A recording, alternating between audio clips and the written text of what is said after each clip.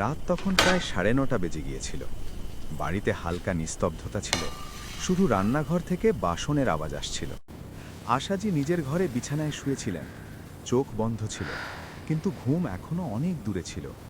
সারাদিনের দৌড়ঝাঁপের পর মন এখন কিছুটা শান্ত ছিল, কিন্তু শরীর ক্লান্ত হয়ে গিয়েছিল।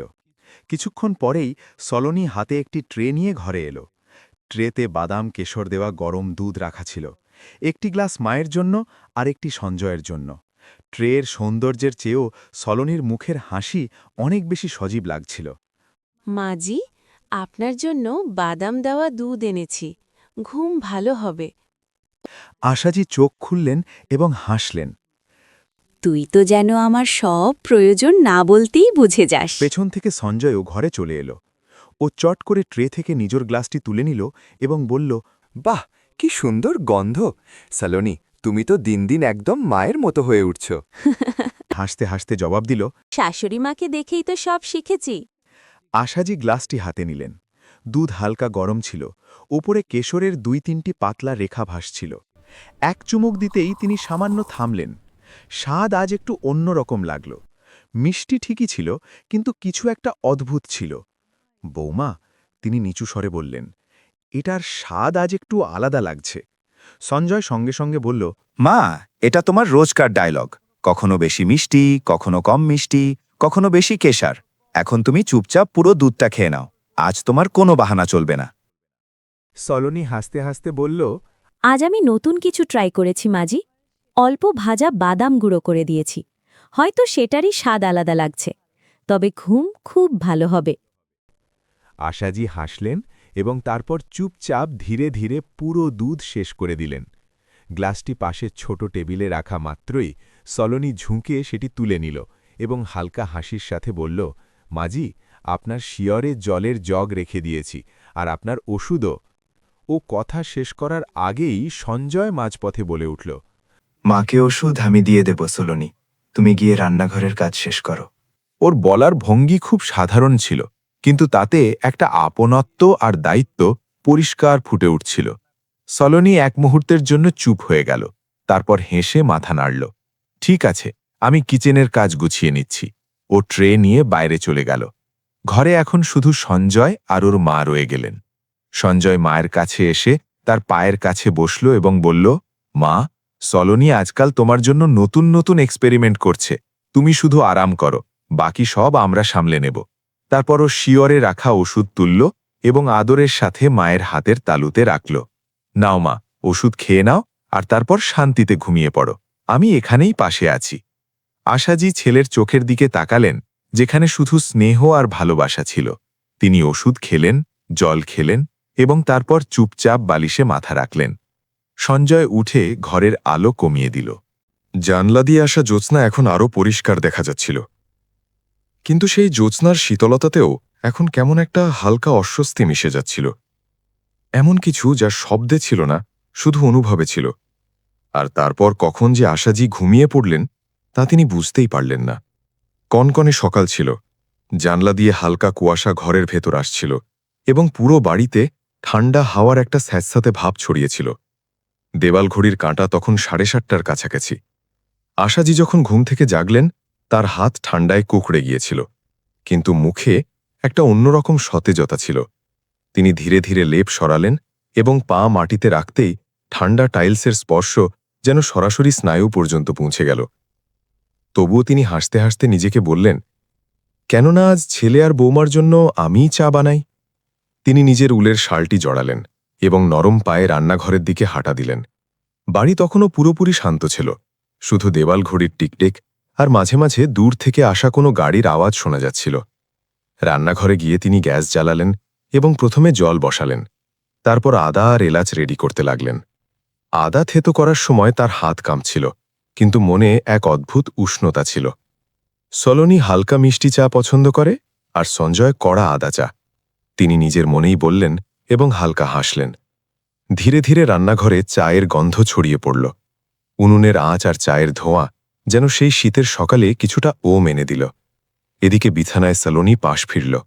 চায়ের গন্ধ ওর নাকে পৌঁছতেই ও চোখ খুলল।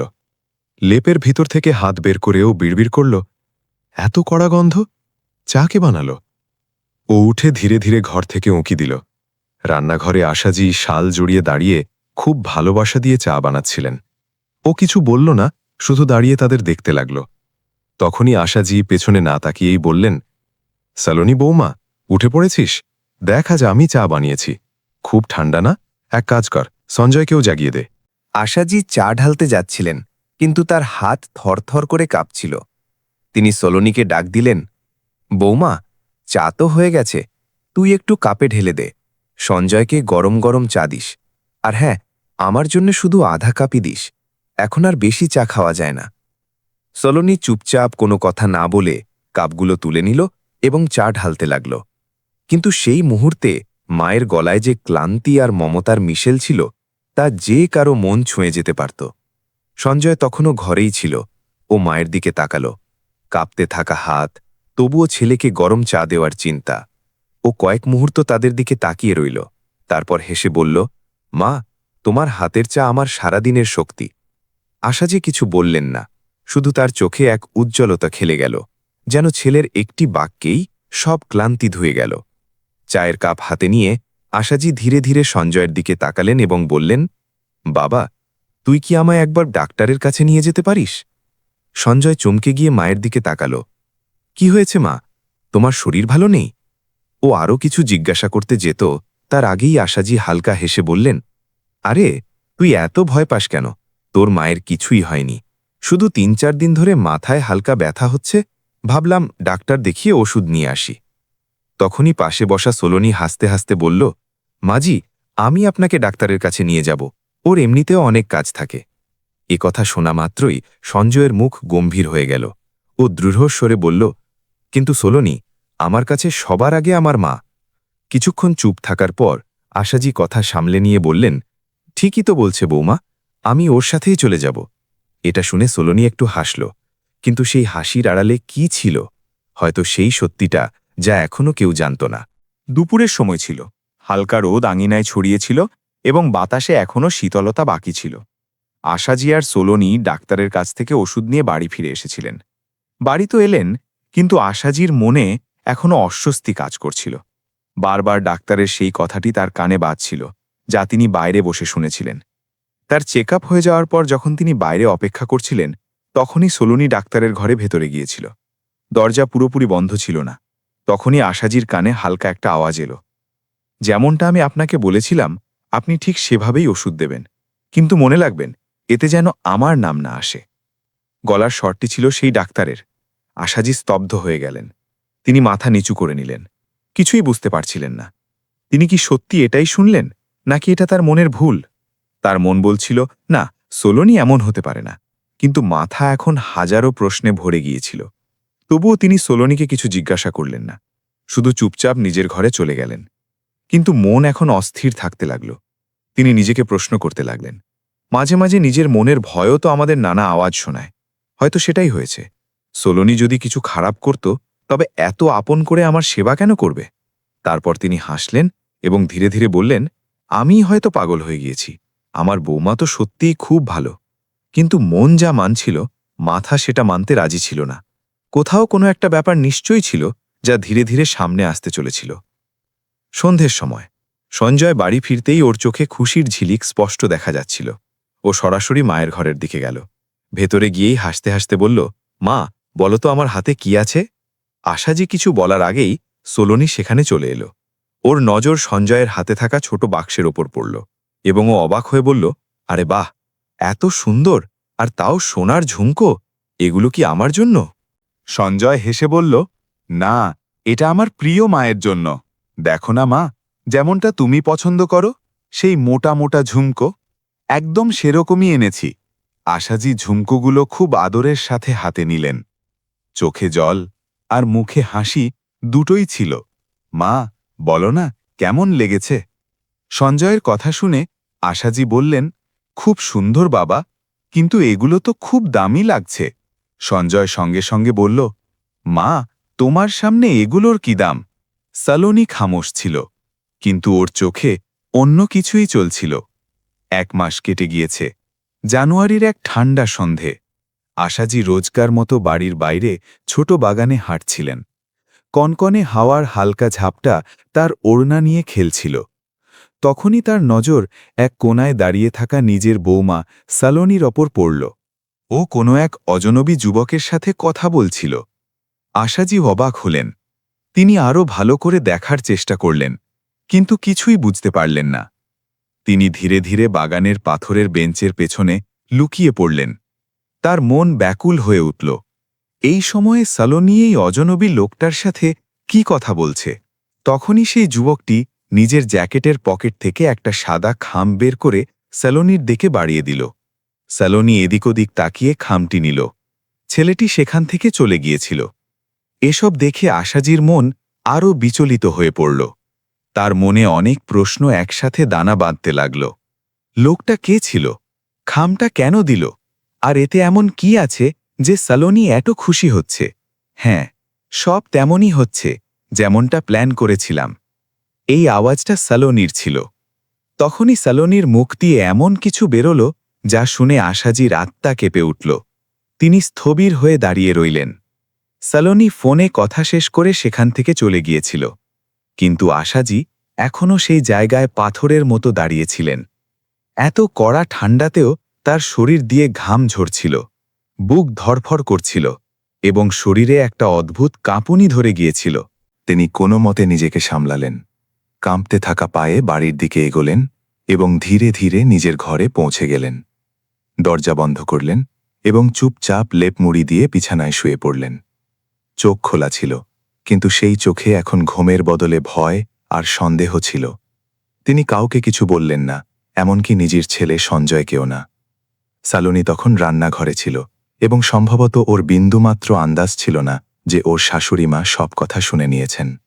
আসলে আশাজি এমন কি শুনেছিলেন যা তার আত্মাকে কাঁপিয়ে দিয়েছিল? তার বৌমার কি কোনো গোপন রহস্য আছে যা এখন সামনে চলে এসেছে? তার নজর জানলা দিয়ে উকি দেওয়া রাতের অন্ধকারের ওপর আটকে রইল, কিন্তু মাথায় বারবার সেই কথাগুলোই বাজছিল যা তিনি শুনেছিলেন। কিছুক্ষণ পর যখন সালোনি দুধ নিয়ে ঘরে এলো, তখন আশাজি নিজেকে স্বাভাবিক দেখানোর আপ্রাণ চেষ্টা করলেন। মাজি, দুধটা খেয়ে নিন, হালকা গরম আছে, শীতে ভালো লাগবে। আশাজি হাসার চেষ্টা করলেন, কিন্তু সেই হাসি ছিল একদম ফ্যাকাশে। তিনি মাথা নেড়ে শুধু এটুকু বললেন, রেখে দে, পরে খেয়ে নেব। সালোনি তাকে গভীরভাবে লক্ষ্য করল, কিন্তু কিছু না জিজ্ঞেস করেই চলে গেল। দরজা বন্ধ হতেই আশাজি নিজের শাড়ির আঁচল দিয়ে চোখ মুছলেন, তারপর বালিশে মুখ লুকিয়ে চুপচাপ কাঁদতে লাগলেন। আশাজির চোখে ঘুমের নামগন্ধ ছিল না। মাঝ রাত পেরিয়ে গিয়েছিল, কিন্তু তার ভেতরের ঝড় থামার নাম নিচ্ছিল না। লেপ মুড়ি দিয়ে তিনি বারবার পাশ ফিরছিলেন। শরীর বিছানায় থাকলেও মন অন্য কোথাও ঘুরে বেড়াচ্ছিল। মনে এক অজানা ভয়, গভীর সন্দেহ আর মাথায় শত শত প্রশ্ন মুখ ঝড়ের মতো আছড়ে পড়ছিল। কখনো তিনি চোখ বন্ধ করলে ভেতরের অস্থিরতা আরও বেড়ে যাচ্ছিল। সত্যিটাকে অগ্রাহ্য করার আপ্রাণ চেষ্টা করলেন, কিন্তু প্রতিবার সেই সন্দেহ, সেই কথাগুলো চোখের সামনে ভেসে উঠছিল। হঠাৎ যেন ভেতরে কোনো একটা সংকল্প দানা বাঁধল। তিনি দীর্ঘশ্বাস নিলেন। চোখে এক অন্যরকম কঠোরতা ফুটে উঠল। লেপ একপাশে সরিয়ে দিয়ে তিনি ধীরে ধীরে উঠে বসলেন। সেই মুহূর্তে তার হাবভাব বদলে গিয়েছিল। আশাজি এখন সিদ্ধান্ত নিয়ে ফেলেছিলেন। অনেক হয়েছে, তার মন বলল। এখন আমি আর চুপ থাকব না। দুদিন পর যখন পুরো বাড়ি গভীর ঘুমে আচ্ছন্ন, বাইরে কনকনে হাওয়া জানলায় ধাক্কা দিচ্ছিল, তখন আশাজি নিজের ঘরে চুপচাপ বসেছিলেন। তার চোখ লাল ছিল, চুল এলোমেলো এবং হাতে ছিল সেই পুরনো পুতুলটা যা তিনি বহু বছর আগে আলমারিতে তুলে রেখেছিলেন।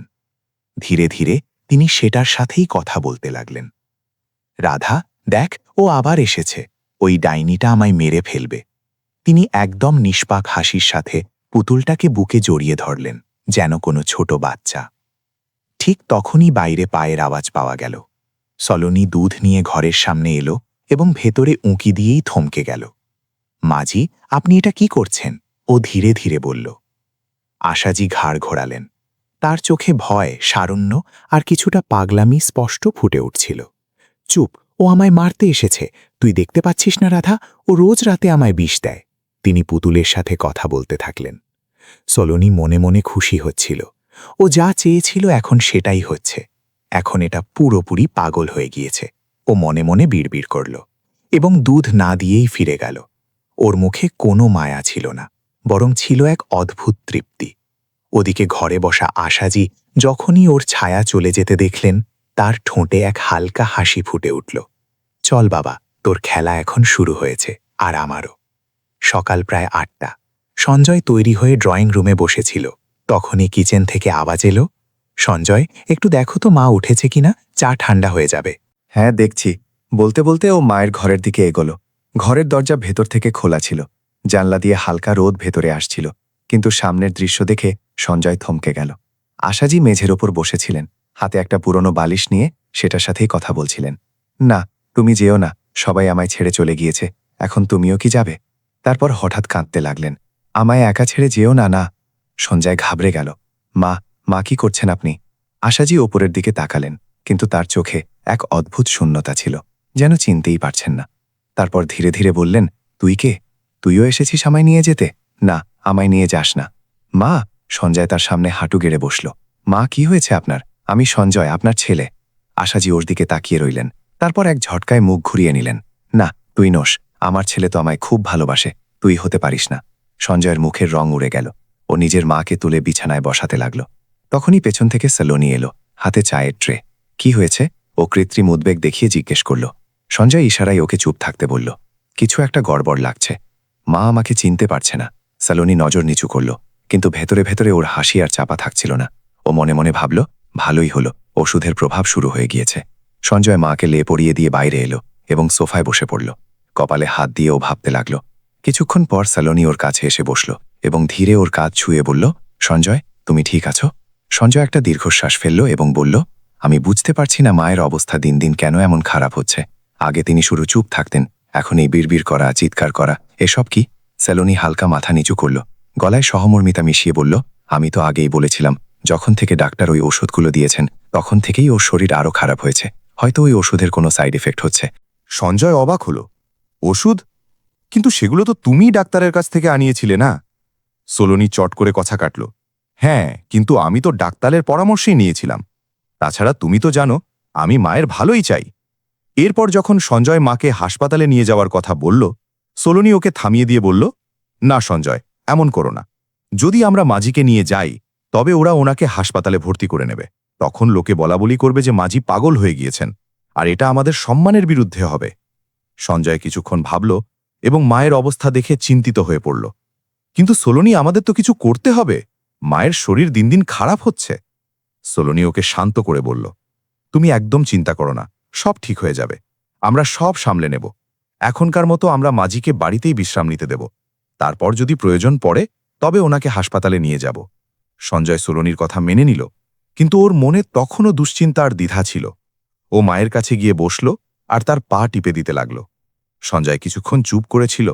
ওর মুখে দ্বিধা স্পষ্ট ছিল, কিন্তু ওর বিন্দুমাত্র আন্দাজ ছিল না যে ওর স্ত্রীর মুখের সারল্যের পেছনে কতটা বিষ লুকিয়ে আছে।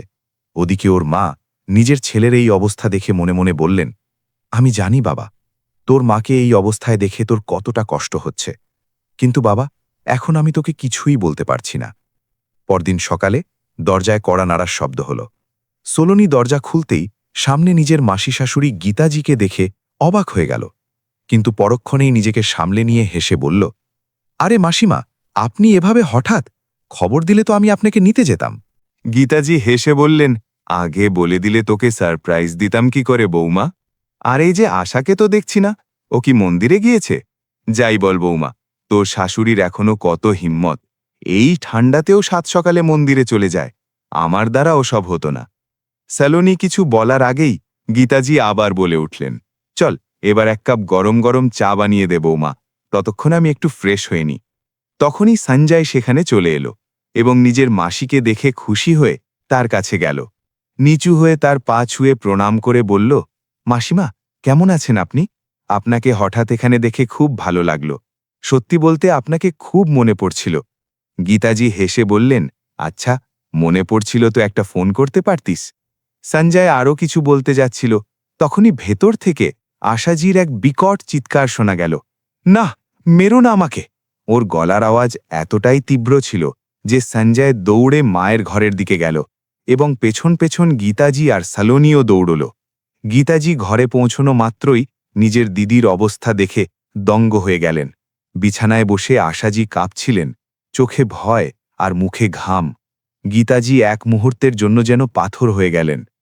গীতাজি দৌড়ে আশাজির কাছে গেলেন। তিনি নিচু হয়ে দিদির মুখটা ধরলেন এবং বললেন, দিদি, দিদি, তোমার এ কি হয়েছে? কাকে দেখে ভয় পাচ্ছ? আমি তো তোমার বোন গীতা, আমার দিকে তাকাও। আশাজির মুখ কাঁপছিল, যেন কোনো ভয়ানক স্বপ্ন থেকে এইমাত্র জেগে উঠেছেন। তিনি অপলক চোখে সঞ্জয়কে দেখছিলেন এবং তার ঠোঁট দিয়ে শুধু একটা ফিসফাস শব্দ বেরোল, ওখানে পাঠাস না আমাকে, আমি পাগল নই। গীতাজি অবাক হয়ে সঞ্জয়ের দিকে তাকালেন। সঞ্জয়, তোর মা এ কি বলছে? আর এসব কবে থেকে চলছে? সঞ্জয় মাথা নিচু করে নিল। তারপর নিচু স্বরে বলল, কিছুদিন ধরে মায়ের অবস্থা এমনই হচ্ছে মাসিমা। কখনো হঠাৎ চিৎকার করে ওঠেন, কখনো কাঁদতে থাকেন। আমি ডাক্তার দেখাতে চেয়েছিলাম, কিন্তু সলোনি তখনই কথা কাটল। কিন্তু মাসিমা, আমরা ওনাকে কোথায় নিয়ে যেতাম? যদি কোথাও ভর্তি করে নিত, তবে কি সমাজ বলতো না যে মা পাগল হয়ে গিয়েছেন? গীতাজির চোখ কয়েক মুহূর্তের জন্য সলোনির ওপর আটকে গেল, কিন্তু গীতাজির মনেও অন্য কিছু চলছিল। তিনি আশাজির দিকে তাকালেন, তারপর তার মাথায় হাত বুলিয়ে বললেন, তুই চিন্তা করিস না দিদি, এখন আমি এসে গিয়েছি তো সব ঠিক হয়ে যাবে। তবে তার মুখে চিন্তার রেখাগুলো আরও গভীর হয়ে গেল। গীতাজি মমতা দিয়ে আশাজির মাথায় হাত বুলিয়ে বললেন, দিদি, এখন আমি এখানেই থাকব। যতক্ষণ না তুমি পুরোপুরি সুস্থ হচ্ছ, আমি কোথাও যাব না। ওর কণ্ঠে সেই আপনত্ব ছিল যা কেবল বোনেদের সম্পর্কেই থাকে, নিঃস্বার্থ, মজবুত আর সত্য। পাশে দাঁড়িয়ে থাকা সলোনি হালকা হাসল, কিন্তু সেই হাসিতে একটা জড়তা আর অস্বস্তি পরিষ্কার বোঝা যাচ্ছিল। আরে মাসিমা, আপনি কতদিনের জন্য এসেছেন? আমি তো ভেবেছিলাম 2-4 দিন থাকবেন শুধু, সলোনি বলল। গীতাজি ওর চোখের দিকে তাকিয়ে হালকা হেসে জবাব দিলেন, না বৌমা, যতক্ষণ না আমার দিদির শরীর ঠিক হচ্ছে আমি এখানেই থাকব। তাছাড়া এখন ওর ভালো যত্নের প্রয়োজন, আর সেই যত্ন আমার থেকে ভালো আর কেউ করতে পারবে না। তুই আমার চিন্তা করিস না, আমি আমার দিদির কাছেই থাকব। এসব শুনে পাশে দাঁড়িয়ে থাকা সঞ্জয়, যে ভেতরে ভেতরে ভেঙে পড়ছিল, একটা দীর্ঘশ্বাস ফেলে বলল, মাসিমা, আপনি সত্যি বলছেন তো? আপনি এখানেই থাকবেন? আপনি আশাতে আমি খুব শান্তি পাচ্ছি। আমি মাকে এভাবে দেখতে পারছিলাম না, এবার মনে হচ্ছে সব ঠিক হয়ে যাবে। সলোনি হেসে বলল, হ্যাঁ একদম, মাসিমা আপনি থাকলে আমাদেরও নিশ্চিন্ত লাগবে। গীতাজি সঞ্জয়ের কাঁধে হাত রাখলেন। বাবা, তোকে আর মায়ের চিন্তা করতে হবে না, আমি আছি তো, এবার সব ঠিক হবে। সঞ্জয় আবেগপ্রবণ হয়ে গীতাজির হাত ধরে ফেলল এবং এক পলকের জন্য ওর চোখ ভিজে উঠল। আশাজি ততক্ষণে ঘুমিয়ে পড়েছিলেন। গীতাজি আদরের সাথে দিদির দিকে তাকালেন এবং তারপর নিচু স্বরে বললেন, চলো, দিদি ঘুমিয়ে পড়েছে, এখন ওনাকে বিশ্রাম নিতে দাও। তারপর তিনি পাশে দাঁড়িয়ে থাকে সঞ্জয়ের দিকে তাকিয়ে হেসে বললেন, আর তুই বল, আজ কি তোর অফিসে যেতে হবে না? এরপর গীতাজি একবার সালোনির দিকে তাকালেন, যে চুপচাপ এক কোণায় দাঁড়িয়েছিল। নিজের বিরক্তিটুকু ঢেকে গীতাজি হালকা ব্যঙ্গ করে হেসে বললেন, আর বৌমা, তুই এখনও এখানেই আছিস?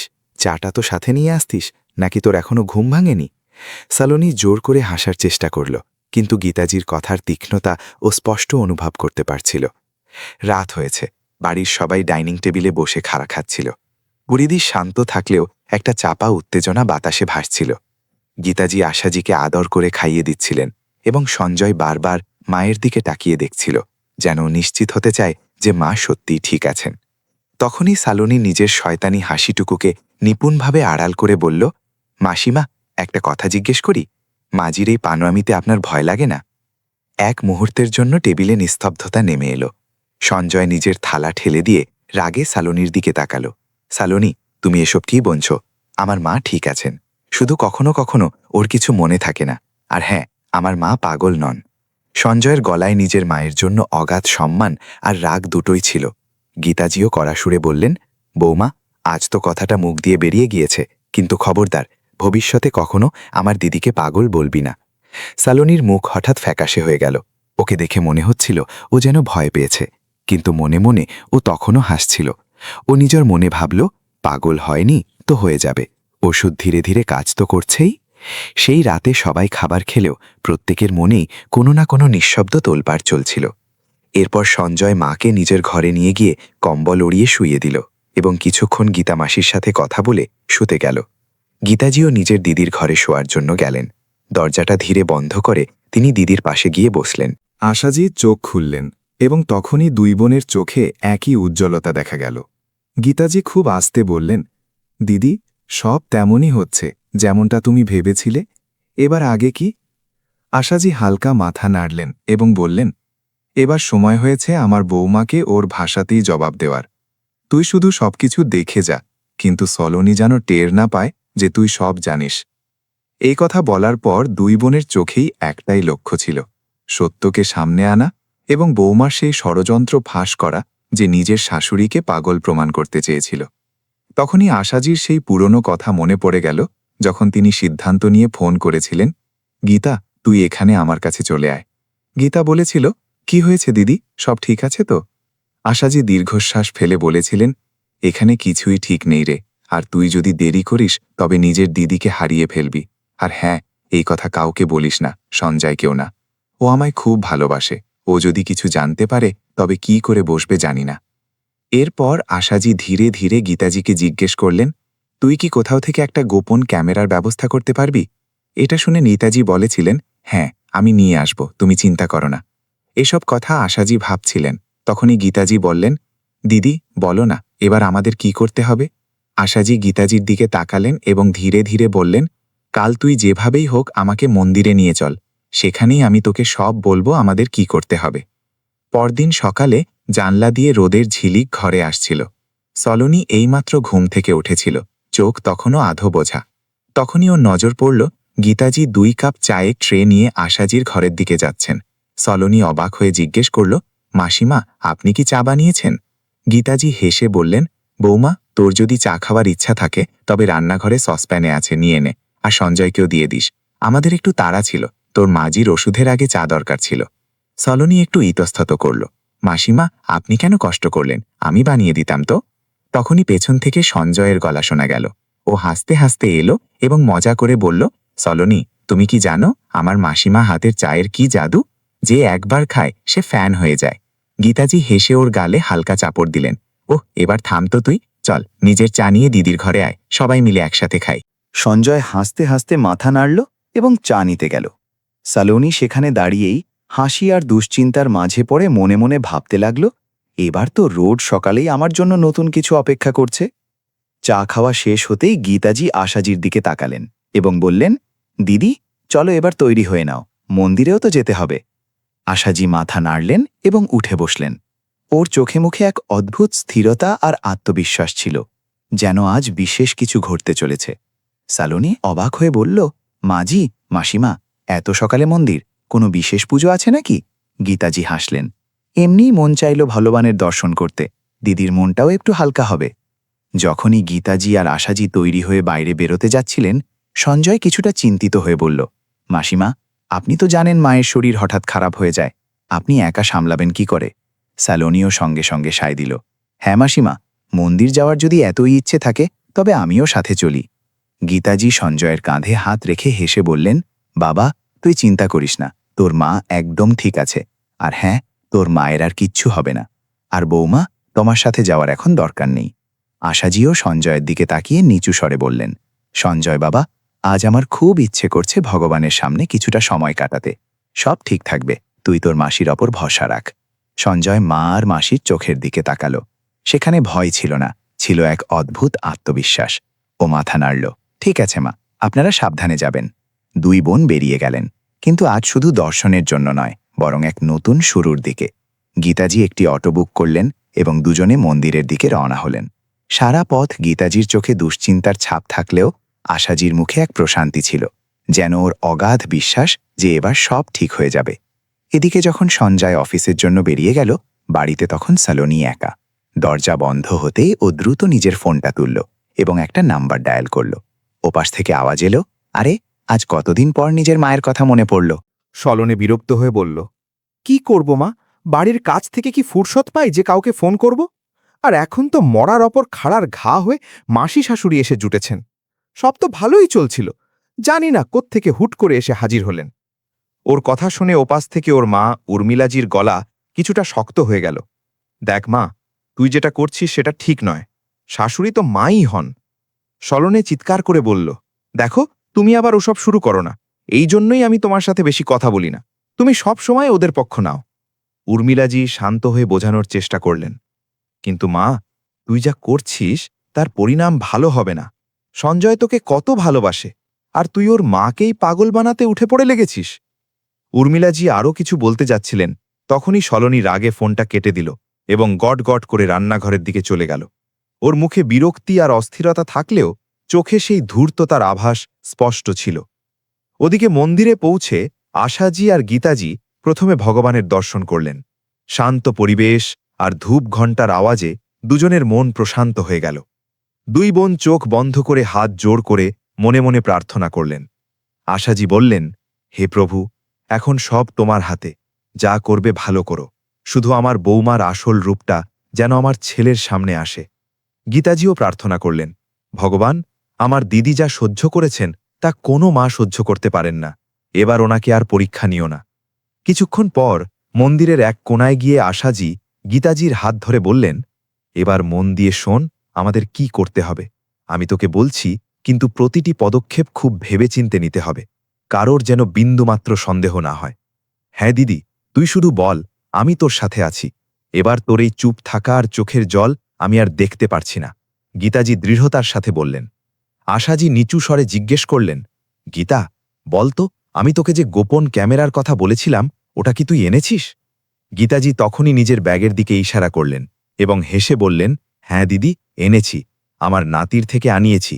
খুব ছোট আর বিশেষ ক্যামেরা, দেয়ালে বা শোপিসে লাগিয়ে দিলেও কেউ টের পাবে না। আশাজির মুখে এবার এক হালকা হাসি ফুটে উঠল। খুব ভালো করেছিস গীতা, এবার শুধু এটাকে সঠিক জায়গায় লাগাতে হবে, তারপর দেখবি কি করে সত্যিটা সামনে আসে। ও আমাকে পাগল বানানোর যে চেষ্টা করছে, এবার নিজেকে বাঁচাতে পারবে না। গীতাজি কিছুক্ষণ চুপ থেকে জিজ্ঞেস করলেন, কিন্তু দিদি, একটা কথা বল, তুই কি করে জানলি যে ও তোকে পাগল করার ষড়যন্ত্র করছে? আশাজির মুখ মুহূর্তের জন্য কালো হয়ে গেল, চোখ দুটি শূন্যে আটকে গেল, যেন কোনো এক ভয়াবহ স্মৃতি চোখের সামনে ভেসে উঠেছে। আশাজি নিচু স্বরে বললেন, গীতা, সেদিন আমি পার্কে একা বসেছিলাম, খুব দুশ্চিন্তায় ছিলাম। তখনই আমি স্যালোনিকে দেখলাম। ও কারো সাথে ফোনে কথা বলছিল, কিন্তু ও জানত না যে আমি ওর সব কথা শুনে নিয়েছিলাম। ওর সেই কথাগুলো, গীতা, ওর সেই কথাগুলো আজও আমার কানে বাজে। গীতাজি কিছু বলার আগেই আশাজি কাঁপানো গলায় বললেন, ও বলছিল, আমার শাশুড়িকে পাগল হতে কি আরও 1 মাস লাগবে? আমি তো ওনাকে রোজ ওষুধ আর দুধ ঠিক সময়ে দিচ্ছি, তবে প্রভাব এত দেরিতে কেন হচ্ছে? এমন কোনো ওষুধ নেই কি যাতে ও তাড়াতাড়ি নিজের জ্ঞান হারিয়ে ফেলে? আর এই সঞ্জয় যখন তখন শুধু মা মা করে। আমি চাই ও শুধু আমার হয়ে থাকুক, ওর ওই বুড়ি মায়ের নয়। আশাজির গলা ধরে এলো, কিন্তু তিনি নিজেকে সামলালেন এবং বললেন, এরপর কিছুক্ষণ চুপ থেকে সালোনি যা বলল তা আমার আত্মাকে পর্যন্ত কাঁপিয়ে দিয়েছিল গীতা।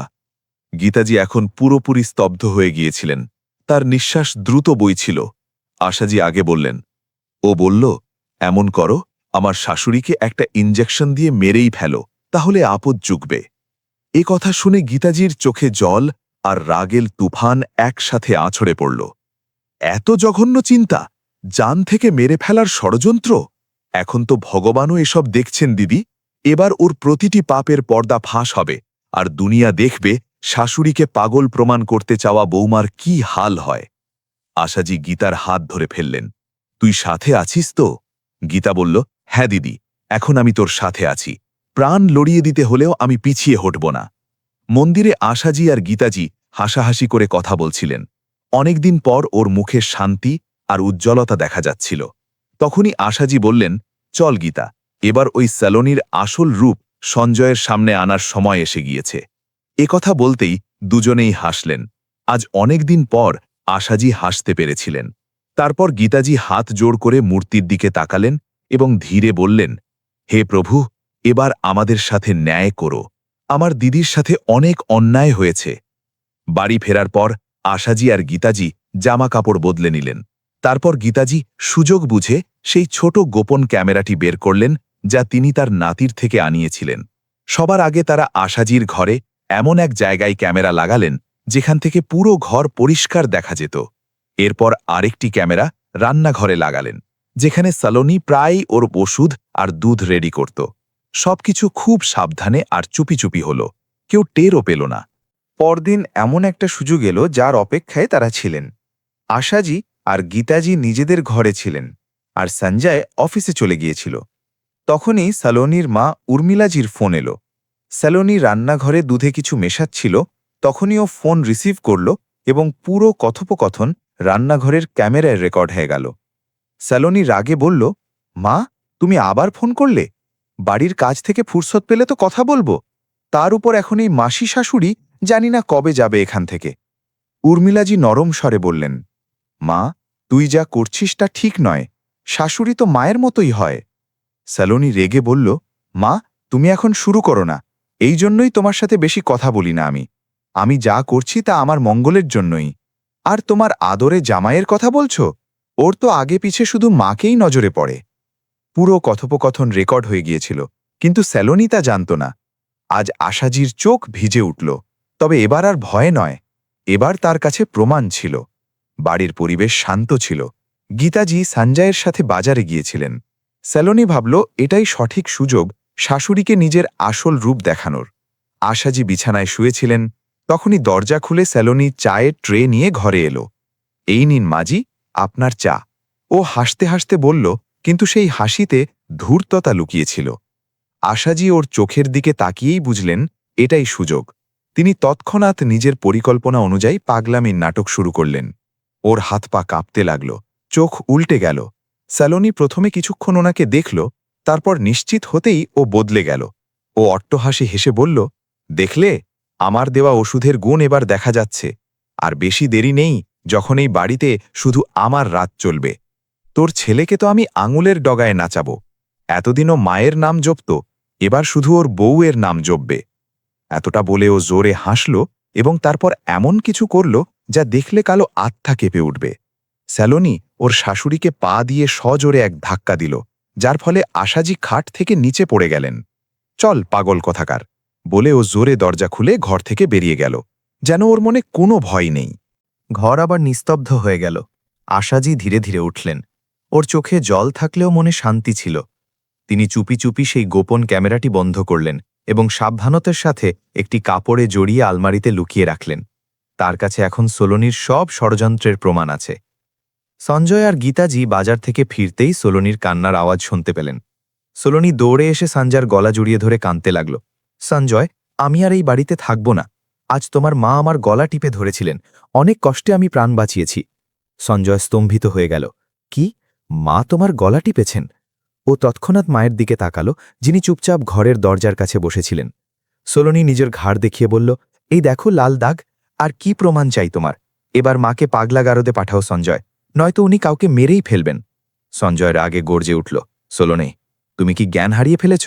মা এমন কাজ কখনো করতে পারেন না। গীতাজিও রাগে কাঁপতে কাঁপতে সলোনির দিকে এগিয়ে গিয়ে বললেন, তোর লজ্জা হওয়া উচিত সলোনি, এমন নীচ ষড়যন্ত্র করতে। সলোনি পাল্টা বলল, মাসিমা, আপনি আমাদের ঘরের বিষয়ে কথা না বললেই ভালো হবে। তখনই আশাজি, যিনি এতক্ষণ শান্ত ছিলেন, পূর্ণ শক্তিতে এগিয়ে এলেন এবং সলোনির গালে সজোরে এক চড় কষিয়ে দিলেন। চুপ, খবরদার আমার বোনের সম্পর্কে একটা কথাও বলবি না। অনেক সহ্য করেছি তোর নাটক। সলোনি হতভম্ব হয়ে গেল। ও বিশ্বাসই করতে পারছিল না ওর শাশুড়ি ওকে চড় মেরেছেন। সঞ্জয় ওর মাকে এভাবে পূর্ণ সুস্থ অবস্থায় দেখে নিজের চোখের জল আটকে রাখতে পারল না। ও দৌড়ে গিয়ে মায়ের কাছে গেল এবং বলল, মা, আপনি তো একদম ঠিক আছেন, কিন্তু সলোনি বলছিল আপনি পাগল হয়ে গিয়েছেন। আশাজি ওর দিকে তাকালেন এবং দৃঢ়স্বরে বললেন, ঠিকই বলেছে ও, আমায় পাগল বানাতে কোনো খামতিও রাখেনি। ওর চললে তোর মা আজ পাগলাগারদের শিকের পেছনে থাকত। সলোনি আবার কান্নার নাটক শুরু করল। এসব আপনি কি বলছেন মাজি? আশাজি সঞ্জয়ের দিকে তাকিয়ে বললেন, সঞ্জয়, এবার সময় এসেছে তুই নিজের চোখে সব দেখবি। তিনি নিজের মুঠি খুলে সেই মেমোরি কার্ডটি সঞ্জয়ের হাতে রাখলেন। গীতাজিও রান্নাঘর থেকে অন্য মেমোরি কার্ডটি নিয়ে এলেন। সঞ্জয় কাঁপানো হাতে কার্ডগুলো ল্যাপটপে লাগালো। প্রথম ভিডিওতে দেখা গেল সোলোনে কি করে ওর শাশুড়িকে তাচ্ছিল্য করছে, ইঞ্জেকশন দেওয়ার কথা বলছে এবং পা দিয়ে ধাক্কা দিয়ে খাট থেকে ফেলে দিচ্ছে। সারা বাড়ি নিস্তব্ধ হয়ে গেল। সঞ্জয়ের চোখ যেন কোটর থেকে বেরিয়ে আসার উপক্রম হল। সোলোনি চিৎকার করে বলল, এসব মিথ্যে, ওরা আমায় ফাঁসাতে চাইছে। কিন্তু সঞ্জয়ের রাগী চোখের দিকে তাকিয়ে ওর কথা জড়িয়ে গেল। এরপর দ্বিতীয় কার্ডে সলোনির সাথে ওর মায়ের কথোপকথন আর সেই অট্টহাসি সব সামনে চলে এলো। সঞ্জয়ের রক্ত তখন টকবক করে ফুটছিল। ও সলোনির দিকে তাকিয়ে বরফের মতো ঠান্ডা কিন্তু কঠোর গলায় বলল, তোমার এত বড় হিম্মত! বলেই ও সোলোনির গালে এক সজোরে চড় মারল। আশাজি সঞ্জয়কে বললেন, বাবা, আমায় ক্ষমা করে দিস। তোকে বাঁচানোর জন্যই আমাকে আর গীতাকে এই নাটক করতে হয়েছে। সঞ্জয় দীর্ঘশ্বাস ফেলে বলল, এখন আর কিছু করার নেই মা, এই মেয়ে আর এক মুহূর্তও এই বাড়িতে থাকবে না।